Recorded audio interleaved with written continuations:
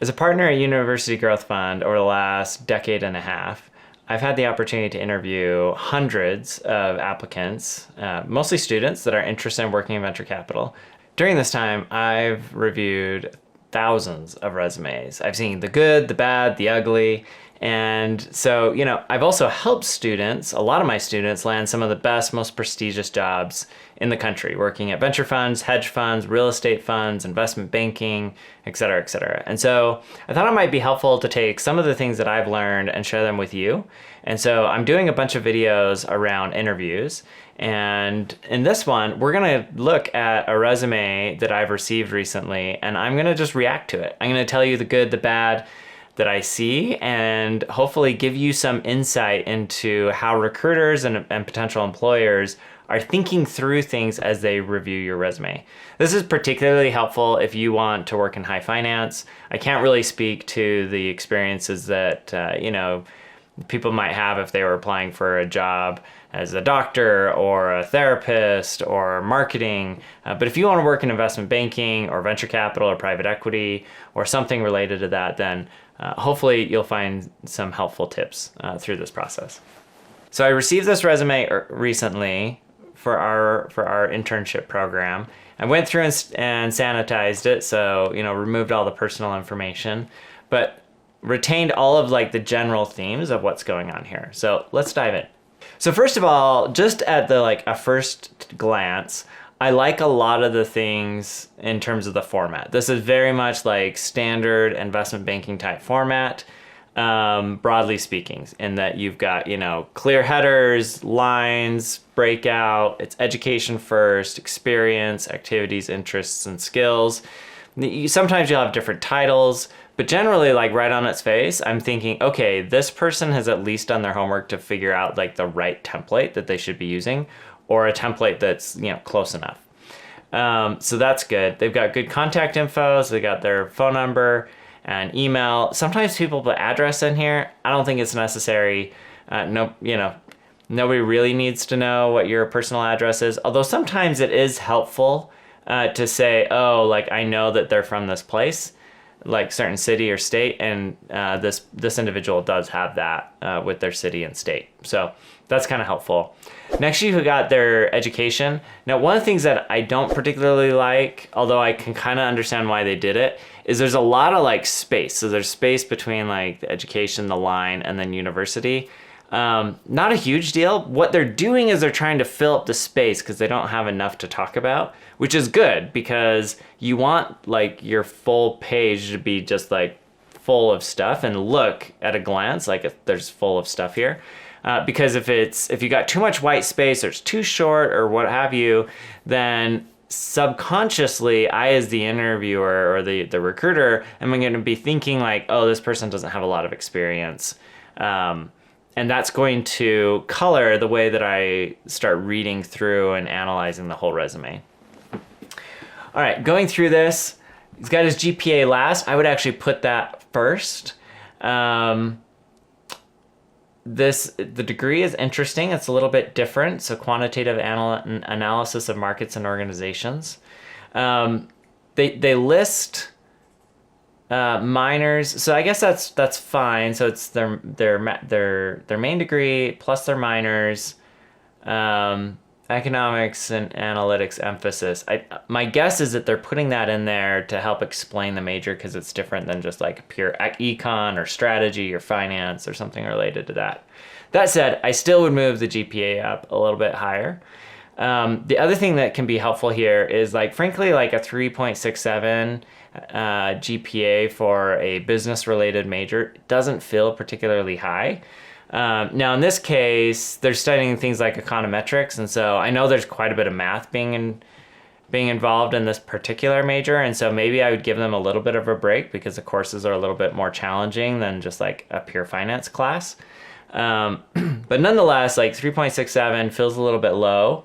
And so you might want to go in, this individual might want to go in and put their major GPA, especially if it's a little bit higher, just to reflect that oh, hey, yeah, I screwed up a humanities course, who cares, right? The stuff that matters, which is finance and econ and analysis, I'm a rock star. Flip side is if it's lower, don't add it. All right, moving on. So experience. So just if I look at these buckets of experience, activities, and skills and interests, if you look here, the experience section is almost as like the same size as the activities. Or in other words, like activities is almost as big as experience. What this is like subconsciously telling me is that they don't have a lot of experience. And even though they've got like 4 things, like 4 different companies they've worked at, they haven't done enough at those companies to actually have anything meaningful to talk about. So again, this is like something that's going on in my subconscious, and you want to be thinking about that in terms of your placement and how much space you're allocating to each thing. The reality is that, activities is just not going to be that impactful relative to experience. You really want to like highlight your experience. The other thing is just kind of jumping around here a little bit because we're talking about education, or education is first. He put down like relevant coursework. Now, normally I don't like relevant coursework because I'm just kind of like, yeah, who cares? And actually it can set you up for failure, because then it's like, oh, you took econometrics? Great, let's talk about the ins and outs of econometrics. And if you don't really like know it because you took it like 3 years ago and you don't remember it, like it can kind of set you up for failure. So I don't particularly like putting relevant coursework, although I guess it's fine if you need to eat up space on your resume. But down below in activities, he's got his business econ club and his management consulting club. Those are great, but I would like to see those probably put into education, because let's be real, like it's not like a business economics club outside of the university. It's part of the university.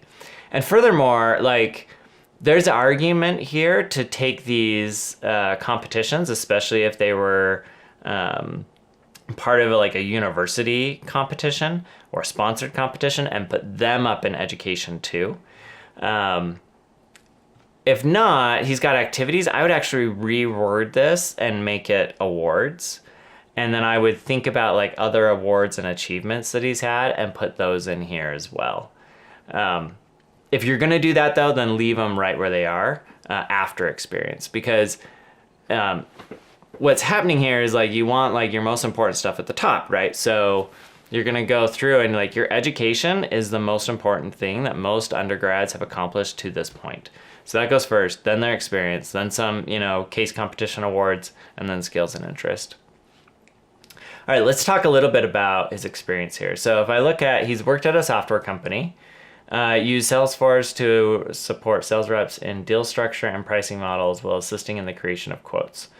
Okay, so basically he, was told what to do by the sales reps to dig around in Salesforce and pull data for them. So it's kind of busy work. Collaborated with several functioning departments, ensure accounts, quotes, and opportunities are accurately reflected in Salesforce during approval process. Okay, so here's like one of my number 1 tips for resume. And you're gonna hear me talk about this if you watch any of my other resume videos a lot. And that is, what you've got here is he's describing his job, right? I used Salesforce to support sales reps. I collaborated with different departments. I actually don't even know what that means. Like what he was like on a Slack account and like chatted with different people in different departments. And then the last is ensure accounts, quotes, opportunities are like, so he would like did a data entry basically, right? Here he's like describing, and what you really want to do in your resume is you don't want to describe your job. What you want to do is you want to highlight your accomplishments at that job, and those accomplishments should explain what your job was. So for example, if you're going to be like, if you're working at, McDonald's and you're flipping hamburgers, it's not just like, hey, I flipped hamburgers. Put a number to it, make it an accomplishment. If you like, I flipped 3,000 hamburgers in the 6-month period that I worked at McDonald's, right? That's an accomplishment. And all of a sudden, like, you're thinking like, whoa, 3,000 hamburgers, right? Like, that's a lot of work. And it's more impactful than just saying I flip hamburgers. So if I were him, I would be sitting down and thinking through like, okay, what are the accomplishments I had while I was at the software company? And sometimes like you can have like meaningful accomplishments where you're like, hey, I created this whole new system to ensure that accounts and quotes and opportunities were more accurate by 50% or something along those lines. But sometimes you can't, and that's where you might go back to that. How many accounts did you do as data entry? How many sales reps did you support? Like trying to put some numbers into it and making it more of an accomplishment than simply a job description. So here's what I like about this experience bullet. And that is that he's applying for a job in venture capital.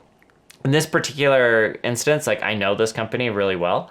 And so I like the fact that he's like working in a software company. Like it's clearly a demonstration of like interest and passion around software and technology and so forth, which I think is great.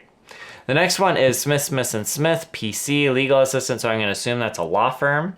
And let's see, managed and transferred over 30 daily references. So this is good, right? Like he's adding in some numbers.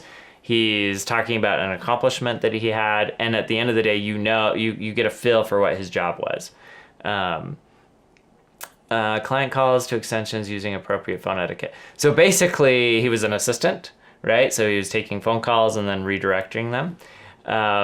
Look, it's a job. You gotta have a job. You gotta, when you don't have a lot of experience, it's fine. It doesn't really like impact me as like super relevant to venture capital or what have you. But look, if this was a solid law firm, like they have their pick of who they want to hire, and the fact they hired him is good. And so I wouldn't spend a lot of time here. I would have spent maybe more time on the prior bullet. Now, some people tell you like, oh, you got to keep it to 3 bullets. I actually don't believe that. I think what you do is you put time and energy into the areas of your resume where you want the person to focus. All right, just running through the rest of these. So he worked at a startup accelerator. I think that is like super interesting, and he should be highlighting that a lot more than he does. And then Cancer Institute doing research. So I think this is an interesting experience in terms of, his ability to demonstrate that he does research. So I think that's good. And the fact that he's a research assistant is also really interesting, because usually what that means is that a professor said, hey, you're really bright. I want to hire you to be one of my research assistants. And so this does like 2 things for him that I think is interesting. Is one, it demonstrates like, hey, somebody acknowledged that you're really bright, that knows you well and hired you, which gives me confidence. And 2, he's demonstrating like, hey, I know how to do research. And 3, it also demonstrates like an interest in the sciences, which again relates to venture capital, which I think is great. Going on through the rest of this, I already talked about a lot of the activities and how I would reorganize that, but just looking at the case competitions in particular and his experience at the clubs, I think this is interesting, the sports analytics one, because, it tells me like, hey, you've got some experience using R and Python, so some coding experience, and Tableau, which is a really common data analytics software package. The ethics case competition is, it's fine. Like you would definitely want to include it, but it's not that it's like particularly relevant to venture capital. And then he's got his clubs. He basically just attended the clubs. So in this case, my feeling is that he's like eating up space on his resume to like fill it out. What I would do is I would move those up and just make them lines under education. And then what I would do is I would flesh out my experience a lot more and put a lot more weight into the different things and experiences I had there.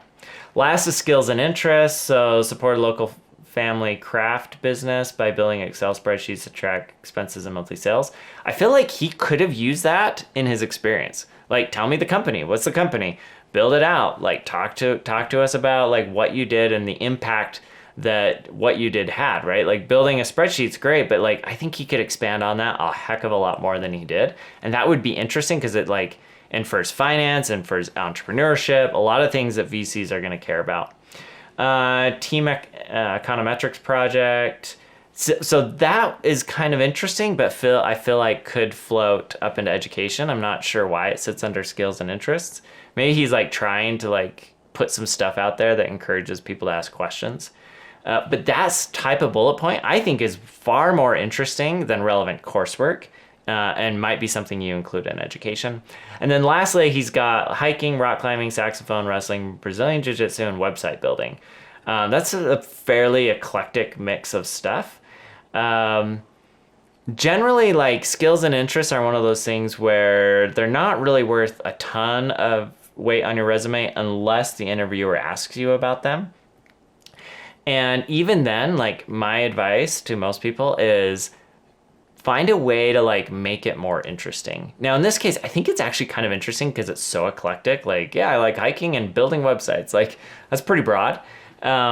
But other things I've seen are things like, I love to travel, but not like everybody loves to travel, but they'll be like, have visited 65 countries, right? And it's like, wow, okay, yeah, you really like to travel. And then that opens up the opportunity for all kinds of interesting questions about, like, hey, what's your favorite country? What's your worst favorite country? Or like least favorite country, et cetera, et cetera.